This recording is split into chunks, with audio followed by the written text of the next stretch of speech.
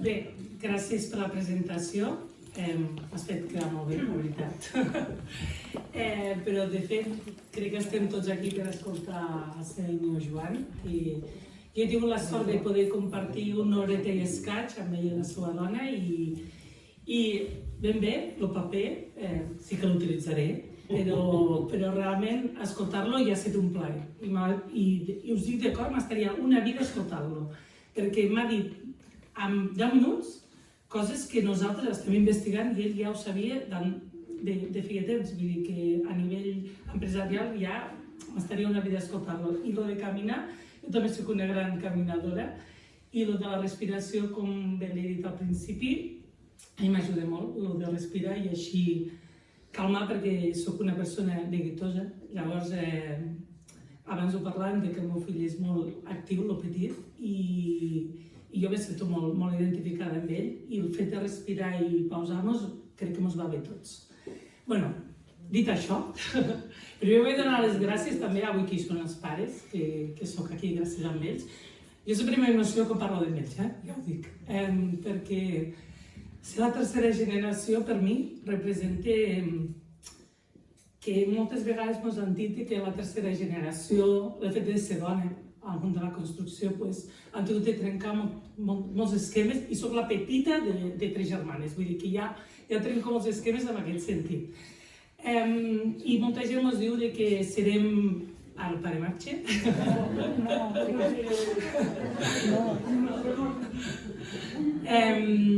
Bueno, doncs això, que crec que és de merescut que els faci aquest reconeixement davant del poble, que me sento molt afortunada de ser de Juneda, moltíssim.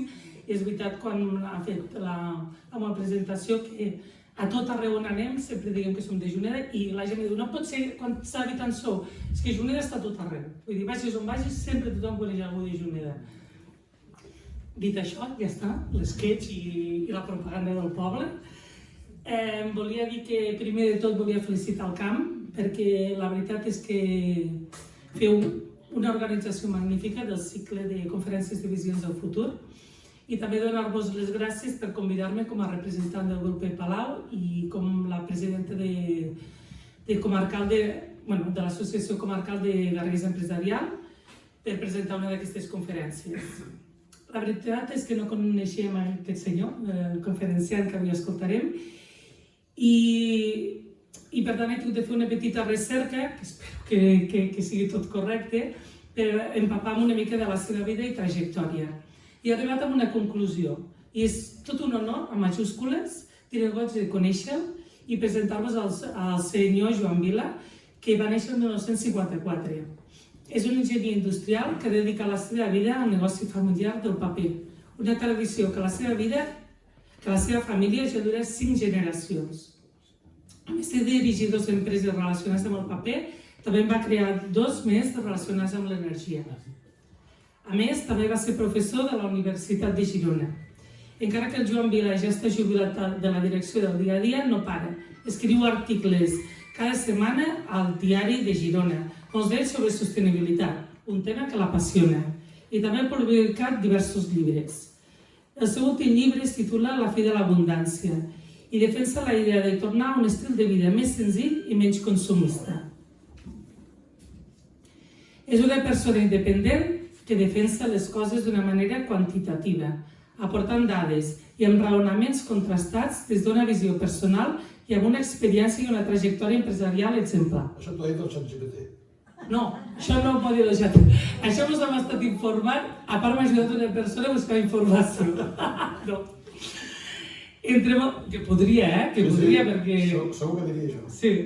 Entre molts reptes i desafiaments, el senyor Vila va apostar ja fa uns quants anys per fer un canvi de cultura empresarial sobre l'estalvi energètic a l'empresa, que ha estat pioner i exemplar.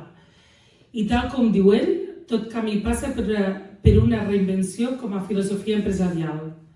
Ha estat tal la seva persistència que s'ha marcat com a objectiu personal, si no ho he llegit malament, que pel 2026-2027 vol aconseguir ser la primera empresa del món que funcioni amb emissions zero. Zero carboni, zero aigua i zero residus. Tot i que en les seves conferències ens fa adonar que el món no està caminant cap al lloc adequat, vull quedar-me amb un missatge esperançador que sempre exposa que no és altre que és possible resoldre els problemes que tenim a la societat perquè ell i la seva empresa ens ho han demostrat donant exemple i aplicant tots els canvis tecnològics i coneixements per assolir-ho. Així doncs, el senyor Vila, amb les seves explicacions, segur que ens podrà donar les reflexions necessàries per poder caminar cap a un món millor, que tot i que és molt difícil d'aconseguir-ho, vostè ens ha demostrat que és possible. Endavant. Molt bé.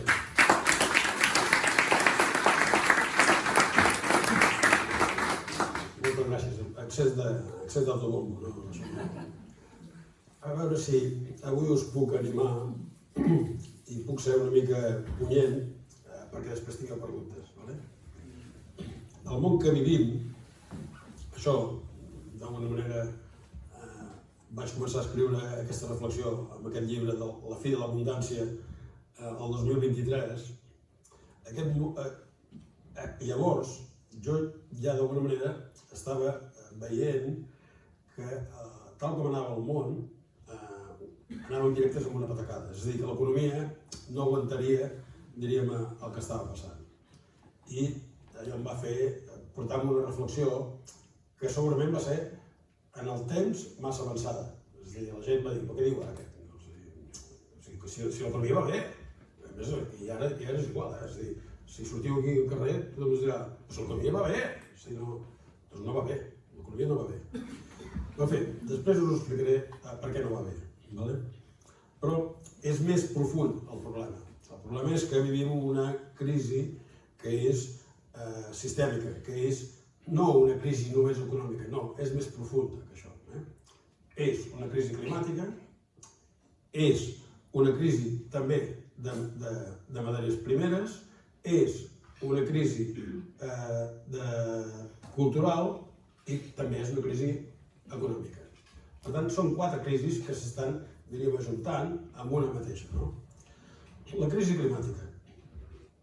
Tots sabeu que el Mediterrani, si no sabeu us ho dic ara, el Mediterrani és la zona zero de la crisi climàtica. És allà on possiblement la temperatura pujarà més i ho farà més mal, deixant a part l'Àrtic, que el desglàs és monstruós. Però després de l'Àrtic, la zona zero és el Mediterrani. Per tant, ara ja portem des de l'any 90 un grau d'augment de temperatura del Mediterrani. La temperatura de l'aigua a l'Estartit, des de l'any 1970, ha pujat 1,4 graus. I el nivell del mar ha pujat 10 centímetres. Per tant, tots aquests problemes que tenim, que ja els veiem a venir, de que hi ha inundacions, hi ha sequeres, hi ha pedregades, és a dir, que el temps es torna violent, d'alguna manera neix amb aquest augment de temperatura del Mediterrani i això fa que això anirà a més, això no s'aturarà. Per tant, ens l'hem d'agafar, aquest tema ens l'hem d'agafar de dues maneres. 1, frenar, com sapiguem, el canvi climàtic i 2, adaptar-nos a aquest canvi. És a dir, hem de saber que les pedregades ens vindran, hem de saber que les inundacions ens vindran i hem de saber que les sequeres ens vindran. Per tant, com amb l'aigua, com la gestió de l'aigua, hem d'actuar, diríem, sabent que això passarà. És a dir, un any serà molt plujós, un any serà molt sec, però, sobretot, la meteorologia violenta anirà venint i ens hem d'adaptar a això si no volem morir, si no volem, diríem, tenir problemes greus. Malauradament, el món, per culpa d'una economia, diríem, que està una mica, diríem, a veure qui guanya, de quin sector guanya, quin sector mundial guanya a l'altre, és difícil que tot el món vagi junt per aturar el canvi climàtic. I així passa que si una part del món, com per exemple Europa, fa passes més endavant i l'altre costat del món, per exemple Xina o per exemple els Estats Units, no fa les mateixes passes, aquells juguen amb avantatge competitiva sobre el que fa segons quines coses. I això fa que tot sigui molt complicat.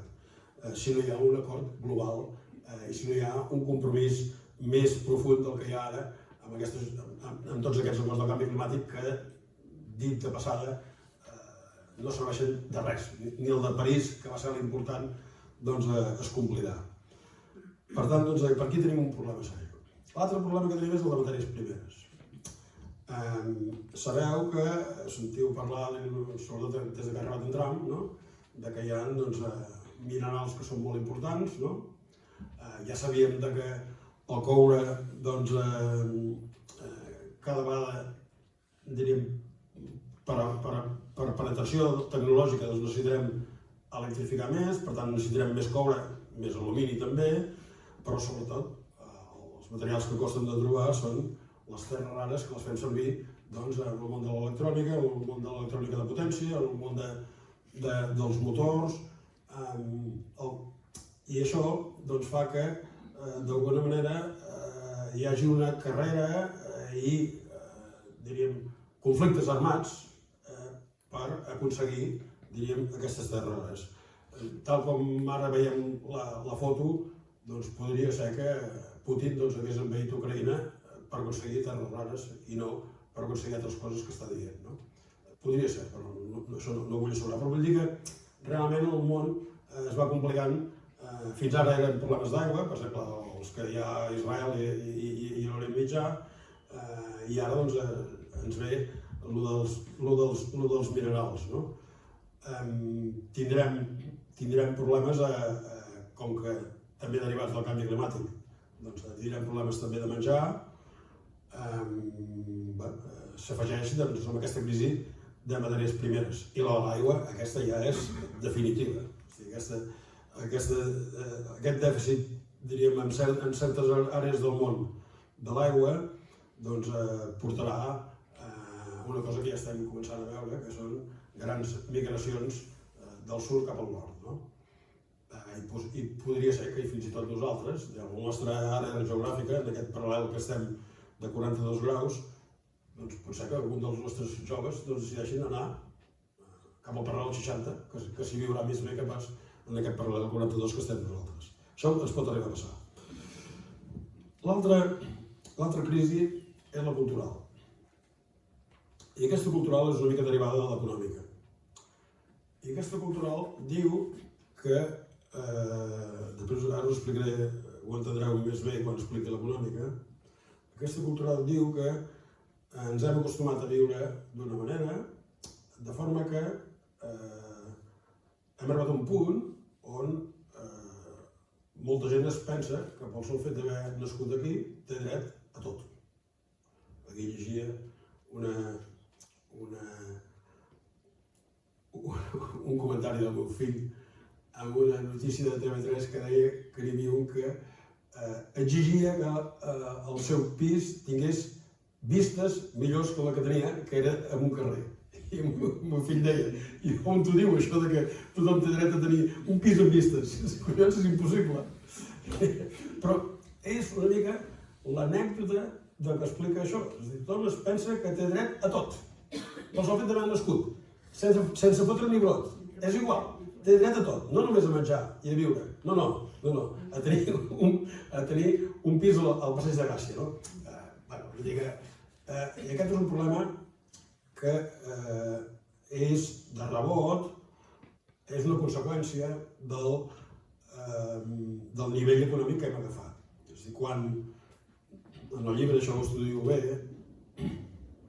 quan un país és pobre, amb molt poc que guany que fa de PIB per càpita, és a dir, de millora de la competitivitat, molt poc, guanya molt. El pendent és així, és vertical, guanya molt. I aquí tenim països, quasi tots els països sud-africans, alguns països d'Àsia i alguns països de Sud-amèrica, però sobretot Àfrica està aquí.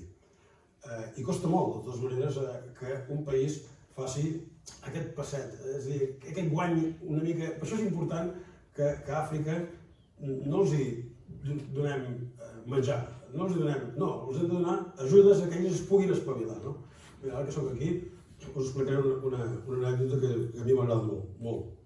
Tenim un client a Holanda que ens compra rotlles de paper que nosaltres els posem en una caixa de cartró. I aquest client holandès ven això per subscripció. Tenim tot el nostre mercat del nord d'Europa que va així. Ven per subscripció, que vol dir que diríem, en una oficina, si consumeix cada mes 3 caixes, cada mes li arriben 3 caixes. És un mercat que aquí a Espanya no hi és i al nord d'Europa hi és. I aquesta gent venien al seu producte amb un relat, que el relat deia que amb la meitat dels beneficis que feien els invertien a països africans per posar-hi lavabos, perquè anaven mancats de lavabos. I el bo de la situació, el bo és que aquesta gent ha anat avançant i ha arribat un dia que han dit no, el que hem de fer és ajudar-los a que ells produeixin. I al final han muntat a Ghana una fàbrica de pasta de paper amb bambú, perquè ells tenen bambú, i el primer contenidor d'aquesta fàbrica està circulant cap a Besalú perquè nosaltres els fabriquem el paper. M'encanta, és el que hem de fer. És a dir, ajudar Àfrica és ajudar-los a que ells espavilin, a que ells puguin fabricar, a que ells puguin... I això em fa molta via amb aquesta pendent de pujar de seguida el benestar de la societat. Els hem d'ajudar així, els hem d'ajudar, diríem, a fer això. Bé, però parlava de que aquesta curva va fent puja primer molt forta, després hi ha un gir, que són els països en desenvolupament. Aquí podeu trobar-hi un país molt interessant, Iran. Iran està fent el giro. Què li passa a Iran? Doncs que la gent ja té un nivell cultural, ha arribat a un nivell, diríem, de formació intel·lectual que no accepten segons quines coses. I d'aquí ve la rebel·lió de l'Iran. És a dir, a dintre hi ha problemes seriosos perquè es rebel·len contra una cosa que ja el seu cap ja ha superat. I és perquè estan fent el gir cap a diríem, el benestar, la nostra societat de benestar. I finalment aquesta curva s'aplana. I arriba un punt que per guanyar una mica de benestar hauries de guanyar molt PIB per càpita. O sigui, hauries de guanyar molta productivitat. I quan s'ha arribat aquí, la nostra societat diu, saps què, no m'emprenyis, jo ja he vist bé, no em facis treballar més, ja en tinc prou. I aquí és on estem nosaltres. No m'espatllis el paisatge, no em facis pensar, no em facis treballar, vull cobrar i no vull treballar, d'aquí venen les 37 hores i mitja, si no em ve bé anar a treballar doncs no passa res, me'n vaig al metge que em foti una baixa i m'estic 15 dies de baixa. És allà on hem arribat. O sigui, hem arribat a un punt on la societat ha llançat l'autoguiola i ha llançat aquella capacitat que teníem de lluitar, de buscar millores, d'intentar fer una societat millor, hem tirat l'autoguiola, perquè fins i tot l'hem llançat políticament. És a dir, realment hem arribat a un punt on es fa difícil ser lluitador i veure esperances d'anar més lluny. Però això té tot plegat una arrel que és econòmica. I aquesta arrel econòmica es diu deute. El món, des de... Ara us faré una mica una lliçó d'història econòmica. Després de la Guerra Mundial, l'any 1944, encara hi havia guerra amb Japó, i mentre ja s'havia acabat a Europa, als Estats Units es va fer un acord que es diu l'acord de Bretton Woods, el poble era de Bretton Woods, dels Estats Units, i aquell acord partia de la idea que la Primera Guerra Mundial i la Segona havien sigut conseqüència de lluites entre països, lluites comercials entre països. Una mica el que passa ara. Però després de la Guerra Mundial, aquell desastre tan gros, va ser fàcil amb aquell desastre. Després de just acabat d'aquell desastre, que era fresc, el món va arribar tots els dirigents del món van arribar en aquesta percepció de que ens havíem carregat el món per lluites comercials entre països. I van dir, i hem de posar ordre en aquesta lluita. I així va néixer l'acord de Bretton Woods. Aquest acord de Bretton Woods és molt important, primer perquè hi va participar en Keynes, que Keynes era anglès, i va morir el 46. Keynes proposava que hi hagués una cistella de divises al món, de monedes, una cistella de monedes, segons el pes, ponderat segons el pes de cada país, i que aquella cistella sigués la moneda d'intercanvi de tot el món. Fins i tot li va posar nom, el Bancor, es deia Bancor, aquesta moneda. Després proposava una altra cosa, en lloc de l'FMI, en Keynes proposava que hi hagués una mica una compensació. Si un país exportava molt, se'l penalitzava, si un país importava molt, se l'ajudava perquè no necessités aquesta importació. D'alguna manera el que volien Keynes és que no hi haguessin desequilibris entre països i així cada país anés creixent pels seus mèrits propis i no a costa de vendre al veí i a sobre fent trampes, que és el que ha passat finalment. Però en Keynes, pobret, no va guanyar, perquè no havia guanyat la guerra. O sigui, qui havia guanyat la guerra era els Estats Units. I per tant, els Estats Units va imposar el seu criteri. I el criteri dels Estats Units va ser muntarem el dòlar enganxat a l'or i totes les altres monedes estaran relacionades amb el dòlar. I això va anar bé. Va anar bé durant 30 i pico d'anys, des del 45 fins al 71. I què va passar al 71? Bé, ja hi havia un problema també cultural, és a dir, després de la Guerra Mundial, tots els països hi havia la capacitat de lluitar per sortir d'aquell problema i d'aquell desastre que hi havia hagut, hi havia tota la reconstrucció de tota Europa, tota la reconstrucció del Japó. Bé, doncs hi havia una força ciutadana, diríem, que empenyia realment a fer moltes coses, a tenir molt enginy, a anar més, creixements de França del 5% durant molts anys, una cosa insòlita. Però això es va acabar, és a dir, es va acabar, diríem, aquesta capacitat de lluita, la gent es va anar, diríem, a aquella curva, es va anar aplanant, i recordeu el maig de 68, recordeu el moviment hippie, això era ja al finals dels 60, però va passar una cosa més potent, que va passar el 71. El 71 hi havia la guerra de Vietnam i Nixon no tenia prou diners per pagar la guerra de Vietnam. I va decidir fer una cosa que ara la paguem cara, que va ser deslligar el dòlar de l'or i fabricar dòlars a voluntat, tants com li fessin falta. Allò no va tenir en aquell moment massa importància, en aquell moment, el 71. Però els anys 70 van ser uns anys de pèrdua de lideratge mundial, de pèrdua del camí, diríem. Perquè amb això que va passar al 71, se li va afegir al 73 la primera crisi del petroli i al 78 la segona crisi del petroli, amb la qual l'economia mundial es va fotre una castanya de campionat. Per cert, la primera crisi del 73 era per Hamas, la segona crisi del 78 era per Hezbollah. Us sona tot això? Estem repetint exactament la mateixa situació. El cas és que vam arribar a finals dels anys 70 perduts.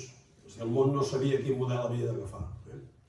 I als anys 80 va haver-hi un grup que es deia Montpellier, que des de l'any 46 es reunia a Montpellier, que és al llac de Lausanne, al costat de Lausanne, al llac Le Mans, i allà es reunien tots els liberals del món. Després de la guerra, el model que hi va ser el model keynesià. Keynes deia, per resoldre els problemes de crisi, l'Estat ha d'invertir per fer de locomotora de la societat, de l'economia. Llavors, tot aquest grup neoliberal estava en contra d'en Keynes. No estava en contra, diríem, d'això, que l'Estat invertís, sinó que deien que Keynes era comunista, és a dir, deien que no es podia perdre la llibertat de l'individu. Bé, hi ha aquí tota una batalla ideològica, però aquesta gent, des de l'any 46, doncs cada any es van anar reunint a Montpellier. Penseu-vos que molts premis Nobel anaven a Montpellier. Imagineu-vos que en aquell temps no hi havia avions. En aquell temps, si un havia de venir a Suïssa des dels Estats Units, s'havia de menjar, diríem, tot el barco per venir a Europa. Per tant, no era fàcil. Però aquella gent va anar fent el seu lobby, la seva influència en els mitjans de comunicació, i a finals dels anys 70, que el món havia perdut el nord, no sabia com resoldre aquella crisi que es va anar fent durant tots els anys 70, doncs a finals dels anys 70 arriba la Thatcher i en Reagan amb aquesta gent, diríem, de Montpellier, que en aquell moment el liderava Milton Friedman, i diuen el model ha de ser el liberal i per tant ens hem d'agafar aquest model i endavant. Aquest model possiblement podia anar parcialment bé, podia anar bé, però d'alguna manera es va contaminar. I s'ha contaminat fins i tot si ara Milton Friedman aixequés el cap, es tornaria a morir del susto que es fotria. Perquè es va contaminar amb el deute del sistema. I això ho explica en l'article de diumenge. És a dir, el sistema va aprendre que per tenir contenta la gent, recordeu-vos que us he dit que ja érem a dalt i érem tots ja que no volem treballar, que no volem fer res. El sistema va aprendre que perquè la gent no es queixés i estigués tranquil·la, doncs la solució era fabricar més deute. I així ha estat com els estats, cada crisi l'han resolt fabricant més deute. La crisi dels anys 90, l'any 90 entra Xina al comerç mundial i comencem tots els països occidentals a tenir problemes perquè la nostra indústria se'n va parcialment cap a Xina. Per tant, perdem llocs de treball, perdem indústria i per resoldre això els bancs centrals van començar a dir més llenya al foc, farem anar l'economia amb més deute. I així va ser com, creant més diner, es va entrar en una primera crisi, que és la del .com, que és l'any 2001, i la segona crisi, que aquesta ja la coneixeu, que és la crisi immobiliària. El fet de tenir tant diner fàcil al mercat, que tothom pogués tenir una hipoteca encara que acabés d'arribar, diríem, amb una patera, doncs li donava una hipoteca allà mateix, i no només la hipoteca pel pis, sinó a més pels mobles, i a més pel cotxe, i a més per les vacances, tota la hipoteca, amb una trampa terrible. Allò era degut a excés de liquiditat en el sistema. I allò va petar. I ara no entendreu què van fer els economistes per resoldre aquella situació. Més liquiditat. I vinga, fins que sortim del 2011-2012 d'aquesta crisi immobiliària i no ens sortim bé, hi ha la crisi de l'euro, per aquí mig, el 2012-2013, més liquiditat. Recordeu les paraules d'en Draghi, a mi no em tombareu l'euro perquè jo tinc la màquina de fer bitllets i per tant a mi no me'ls acabareu. I arriba un punt, el 2018, que els bancs centrals diuen potser ens hem passat de rosca, hem de començar a retirar diner del sistema perquè hem anat massa lluny amb aquest problema. I el 2019 ja es percep que el món començava a alentir una mica la seva activitat. Però arriba el Covid, 2020. I què fan els bancs centrals? S'espanten molt. Es van arribar a creure que l'economia es pararia del tot. I què fan? Doncs si van doblar l'aposta, és a dir, si fins a aquell moment estaven injectant per dir alguna cosa 2, doncs van passar a 4. Penso que era 4 i van passar a 8. Es van tornar bojos. Fins i tot costa entendre quan el 2022, que ja es veia que estàvem en un moment que la inflació havia crescut per culpa d'aquesta injecció de diner al sistema, costa creure que encara els hi costés amb ells frenar aquesta injecció. Tenien molta por. I tenien molta por perquè el sistema financer no pensa com pensem nosaltres, pensa diferent. El sistema financer se li fot un pito el que pensem nosaltres i el que fem nosaltres i els nostres recursos. Passa de nosaltres, pensa per ell. I per tant, diríem, moltes actuacions que fan els bancs centrals només s'entenen si només la veus des del punt de vista financer. Per tant, no té res a veure amb els nostres problemes que tenim domèstics i els nostres problemes de les empreses i les pimes i tot això. No té res a veure, perquè ells només miren realment que no caigui cap banc, que les bosses continuïn pujant. Bé, i en tot això, que és el que veient això, el que em va fer dir a mi, això no pot continuar, ens fotrem una castanya de calample. En tot això, arriba l'any passat i ja els problemes comencen a ser visibles. Per exemple, un problema que es veu fort és com a Xina, la borsa de... Amb aquestes, Xina, si això que us explico de la liquiditat, a Xina ja és la conya, una cosa exagerada,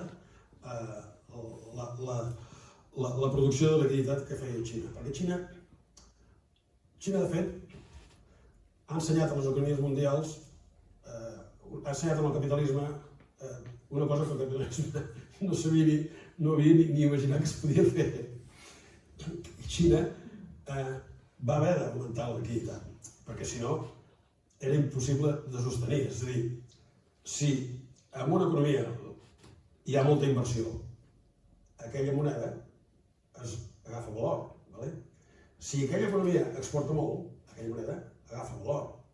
Per tant, era tanta la inversió i tanta l'exportació de Xina que l'única manera de poder aguantar era devaluar la seva moneda, perquè si no, no podria vendre. S'hagués revaluat, hagués agafat tant valor la moneda que hagués sigut impossible vendre, no? Això és el que en Keynes hagués parat, amb aquella seva proposta. El cas és que Xina va anar, és qui ha fabricat més liquiditat del món amb més velocitat. Fins al punt que ja, al final, després d'haver creat la seva crisi immobiliària pitjor que la nostra, d'haver fet unes infraestructures al país, diríem, increïbles, va arribar un dia, el 2024, que els mateixos inversors xinesos van dir carai, potser el valor del yuan no és el que diuen que és. Potser aquest valor no toca. I van començar a malfiar-se del valor del yuan.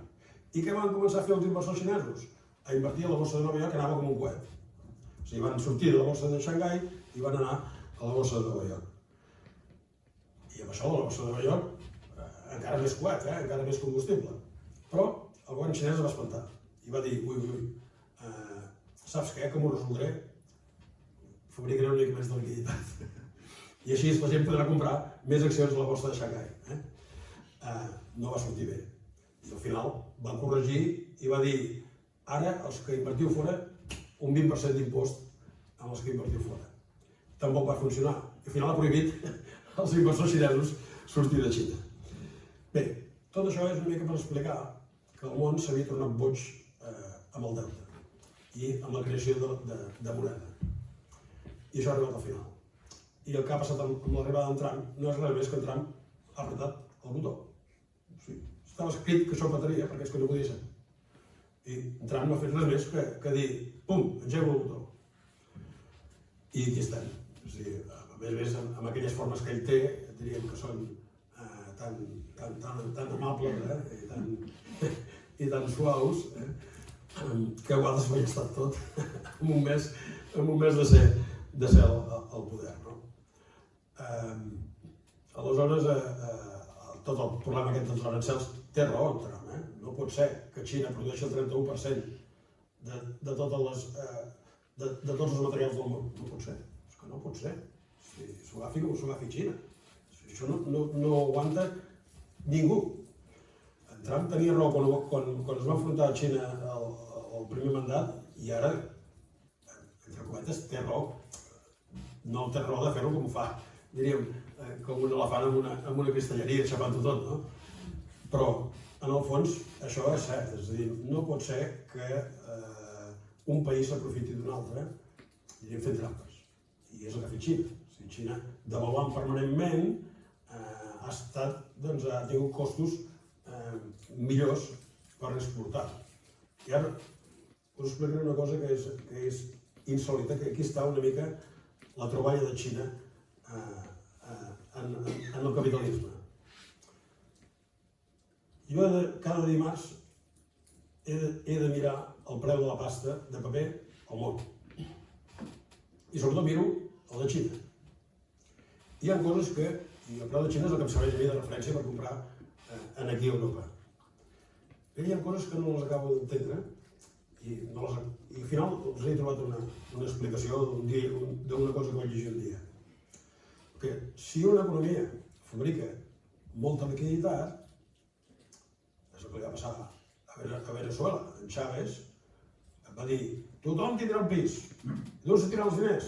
Engega la màquina de bitllets, vinga, fota-li bitllets aquí i pagaran tots els pisos del món. Va arribar una inflació del 1.000%. I encara, 15 anys després, encara la tenen. Aleshores, qualsevol economia que faci més diner del que val, doncs és inflacionari. La primera pregunta és: com és que als Estats Units ha produït tanta liquiditat i no ha sigut inflacionària? Senzill, perquè el dòlar era de comerç mundial i, per tant, la inflació l'estava repartint pel món i no se la quedava només per ell. Però Xina no. Xina no va fer això. Xina, fabricant tanta liquiditat, hi havia el risc que tingués inflació. I com va controlar la inflació? Hi ha un problema cultural, que és que el xinès no és com nosaltres, el xinès és estalviador, ha nascut frugal, d'alguna manera, i per resoldre això, el govern xinès va fer una tàctica que al final és una innovació en el món del capitalisme, que és finançar les matèries primeres perquè els preus interns de Xina no pugin. I alhora, aquestes matèries primeres servien a les indústries per tenir costos més baixos per exportar fora. És increïble, O sigui, és una troballa brutal en el món del capitalisme. Ningú havia escrit això abans. És a dir, una trampa tan grossa com aquesta. És a dir, quasi bé és la trampa del barret, és a dir, és una trampa brutal. O sigui, corregia la inflació interna i, a més, continuava donant millors costos competitius a les seves empreses per exportar, finançant les matèries primes a l'entrada. Bé, això és una trampa que no es pot permetre. No es pot permetre. Com no es pot permetre que tota la inversió en desenvolupament del cotxe elèctric o de molta tecnologia provingui de l'Estat i no estigui en el cost del producte. No pot ser, perquè el rest del món no anem així, no? Per tant, d'alguna manera, algun dia havia de frenar aquesta manera de fer de Xina. El que passa que tot això ens afecta a tots. Si Xina deixa d'exportar als Estats Units, és possible que vingui a Europa, per tant ens farà mal a nosaltres haurem de respondre amb arancels o no sé què, i amb tot això hi ha el risc, ja comencem a veure-ho, que circulin menys barcos pel món i per tant, si circulen menys barcos pel món, la globalització s'irà refredant l'economia. I amb aquestes estem. Tot això em fa ser molt pessimista. I em fa ser, diríem, en el llibre aquest, vaig haver d'intentar trobar una solució en aquestes 4 crisis que us he dit: la climàtica, les matèries primeres, la cultural i l'econòmica. I la solució és trobar un model de l'economia que resolgui l'automatització de l'economia, que resolgui la necessitat de les matèries primeres, que resolgui la necessitat de combustibles, que resolgui la necessitat de l'aigua. Tot això es pot fer amb tecnologia, és a dir, podem trobar tecnologia que faci tot això, però té un problema també, que és que també aquesta tecnologia també porta menys treball. Per tant, al final, acabes arribant a la idea de que l'única solució que hi ha és que tornem una mica als anys 70. És a dir, als anys 70, que no agafàvem un avió de Ryanair per anar a prendre un cafè a París, doncs ens podem tornar allà entenem als anys 70, no? Que als anys 70 no ens canviàvem la roba perquè ha canviat el color que està de moda, doncs és el que fèiem aquells anys 70. Per tant, la meva percepció és que hem de tornar allà. I això és dur, perquè un canvi d'on som ara fins allà és dur, sobretot pels joves. Els que hem viscut els anys 70, bé, això jo ja ho sabia, això. Però els joves no. Els joves és que no s'ho creuen, això. No s'ho creuen, no? I per tant, per a ells és una patacada. Dit això, que segurament porta a una visió pessimista del que està passant al món, avui amb ells els he explicat, mira, avui soc pessimista, avui soc optimista. Tot això que tinc al cap, us he explicat que jo segueixo bastant Xina i també Estats Units, i fa com una setmana estic veient que Xina ha tret el peu de l'accelerador. Vol dir, quan en Trump va començar a aplicar mesures, Xina va respondre i li va dir doncs ja veuràs tu com ara jo et crearé un problema perquè ara jo em venderé bons de l'estat americà que jo tinc en reserva i veuràs com et fot un problema. I fent això, on veieu vosaltres que feia això? Que el yuan, la moneda xina, s'estava devaluant. És a dir, a mesura que el dòlar s'anava devaluant, el yuan també s'estava devaluant, cosa que no té sentit. És a dir, si es devalua el dòlar, les altres han de pujar de valor. Per tant, l'euro, mentre el dòlar es va anar devaluant, l'euro va pujar. Però el yuan no, el yuan anava també baixant.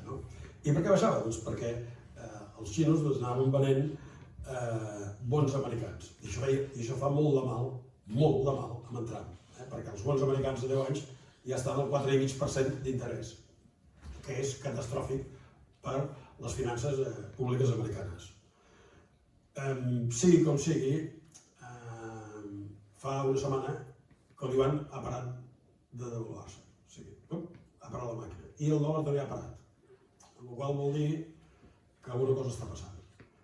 I sembla que el que està passant és que Estats Units i Xina estan negociant un altre acord de Bretton Woods, que seria el Bretton Woods 2. És a dir, no només un problema instantani temporal d'ara, sinó un nou marc global com el que hi va haver el Bretton Woods l'any 1944. I això em fa ser positiu, em fa ser optimista. És a dir, perquè porto 2 llibres escrivint que la solució és tornar a fer un acord mundial de Bretton Woods. Sense aquest acord mundial és impossible.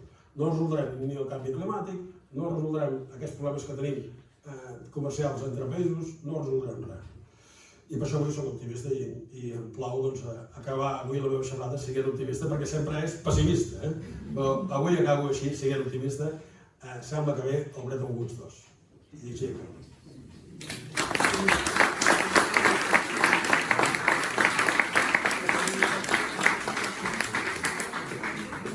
I ara espero que us hagi posat tantes coses que em feu preguntes. Quan he de dir jo? Sí, home, sí. Normalment jo soc bastant provocador i per tant, normalment hi ha preguntes. Va, qui dispara? Dispararé jo. Primera qüestió, li agraeixo molt les paraules sobre Trump, perquè jo no acabava d'entendre aquest home. Jo diria que ell no s'entén, tampoc. Bueno, Ni ell s'entén. és possible. Fa moltes coses que no les fa premeditadament, sinó que les fa impulsivament. D'acord. Però a mi em resultava estrany que 78 milions d'americans equivoquessin tots. I això no m'ho crec. I em resultava estrany que el senyor Trump no tingués al darrere alguna idea o altra. I vostè avui l'ha dit. Avui vostè ha justificat Trump. En part... Ho vaig fer l'altre tram. Sí. Vull dir, vostè ha dit prou, ha apretat el botó, perquè aquí el que es portava malament no eren els Estats Units, eren uns altres. Jo, que no sé tant com vostè, fa molts anys que deia, me queixava perquè la industrialització xinesa, al meu entendre, que no sé res, s'havia fet amb un avantatge. Per exemple, posaré un cas. Mentre que els nostres treballadors tenen tots els drets i els han de tenir, els seus no en tenien cap. I això era un avantatge competitiu molt seriós. I ningú no deia res. Podien vendre un cotxe a 10.000 pessetes i nosaltres l'havíem de vendre 15.000. Però els seus treballadors no tenien vacances.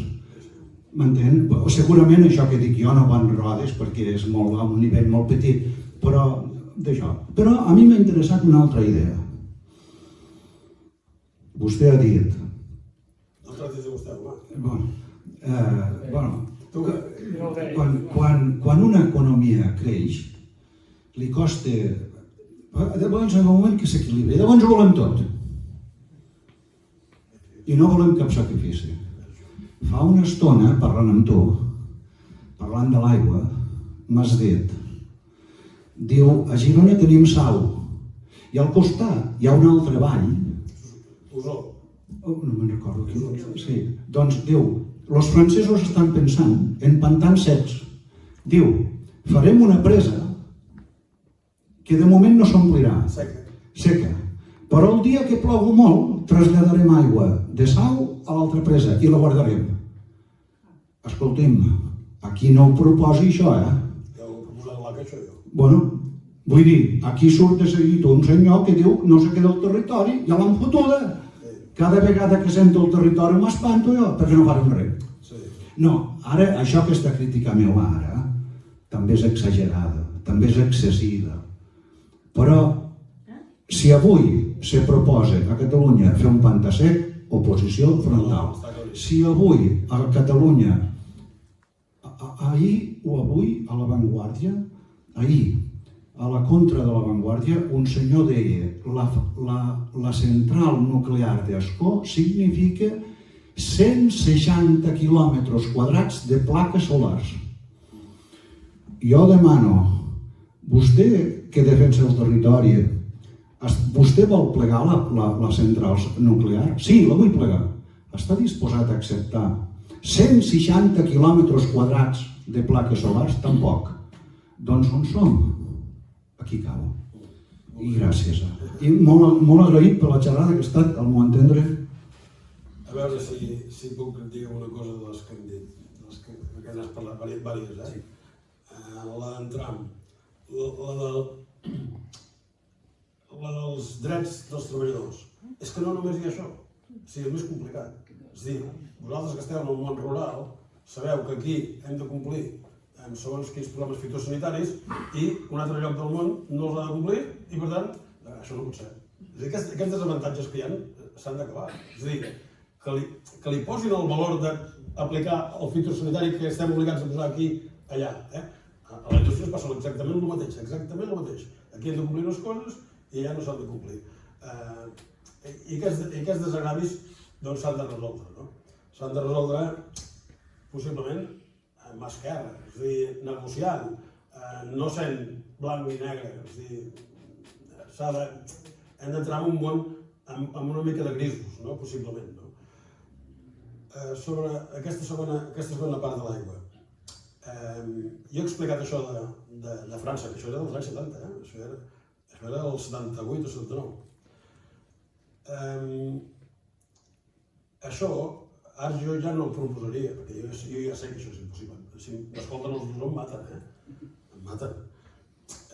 Però ara ho podem fer d'una altra manera que ho explicàvem abans, que és que si cada casa emmagatzema la seva aigua de pluja, fa exactament la mateixa feina que el pantà sec. O sigui, ara podem anar una mica més lluny. És més, si cada un...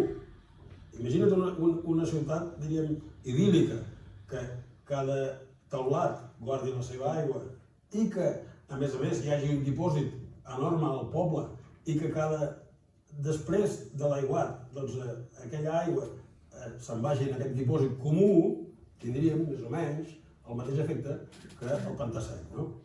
Alguna cosa així hi ha a Barcelona. O sigui, Barcelona ja sabeu que té uns dipòsits enormes per laminar les inundacions que hi ha, que podrien ser greus, no? I fan molt bona feina aquests dipòsits. Per tant, una mica aquesta idea que ha fet Barcelona la podríem estendre a tot arreu. Ara, això és un canvi cultural. Això implica que hi hagi algú que ordeni que a partir de no sé quin any cada bloc de pisos tingui el seu dos, o sigui, la separació d'aigües grises i aigües fecals, per poder recuperar les aigües grises, i dos, el dipòsit d'aigües pluvials. Això és una revolució. Imagina't si és petita aquesta revolució. És que, a més, el cost que té és molt baix. O sigui, no estem parlant d'una cosa d'alta tecnologia, estem parlant de coses que són bàsiques. O sigui, dos xarxes en un bloc de pisos o en una casa són dos xarxes de tubos de PVC. Francament, no cal que posem ara la màquina de reutilitzar les aigües grises, no? Només deixar la instal·lació feta, perquè una vegada feta la casa no ho podràs fer després, no? Ens cal fer aquest camí, que és un camí senzill. Només que cal posar els objectius i complir-los. I el problema més greu que tenim, el més greu, és que no tenim uns líders no polítics, locals, mundials. És a dir, estem mancats de líders, mancats, perduts amb ideologia. És el que ens passava als anys 70, ens està passant avui. Perduts ideològicament. O sigui, no sabem quin model econòmic vindrà, no sabem quins deures hem de fer, som panxa contents i per tant ens han comprat amb el deute, amb la liquiditat, i això costa molt de trencar, i aquest és possiblement el principal problema que tenim. És a dir, a veure, fa temps, quasi un mes que tinc al cap escriure un article sobre l'excel·lència dels joves. En tenim, és que en tenim. El problema és que, no els fem visibles, dos, no els impulsem. És a dir, tenim joves molt bons, estudiants molt bons, però resulta que els fem mediocres. És a dir, a l'escola els convertim en mediocres. Ja els hem matat abans de sortir.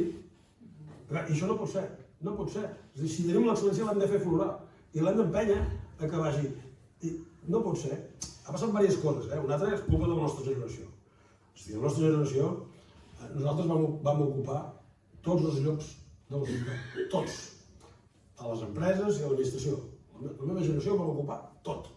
I per tant, vam fer difícil que la generació que venia darrere, la que ara té de 40-55 anys, pogués avançar, perquè nosaltres els havíem col·lapsat a tots els llocs, no els deixàvem arribar.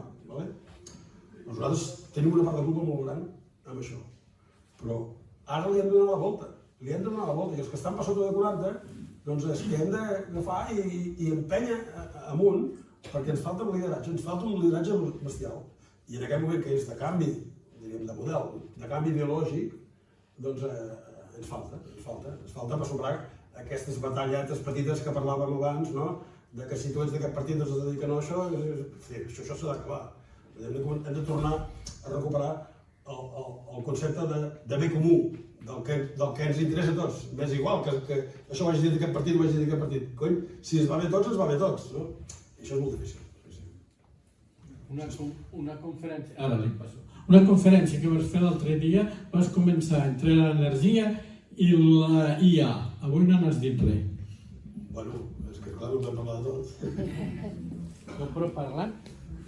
Sí, no, la intel·ligència artificial té un problema energètic, que és que si continuem com està prevista fins ara, doncs tindrem un problema greu que no hi haurà prou energia per alimentar-la.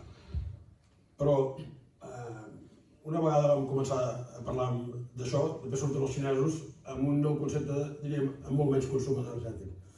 Per tant, sí que hi ha un perill greu de manca de subministrament elèctric a la intel·ligència artificial, que estan aferrat a les nuclears a tope, però és que, clar, passa exactament el mateix que l'hidrogen.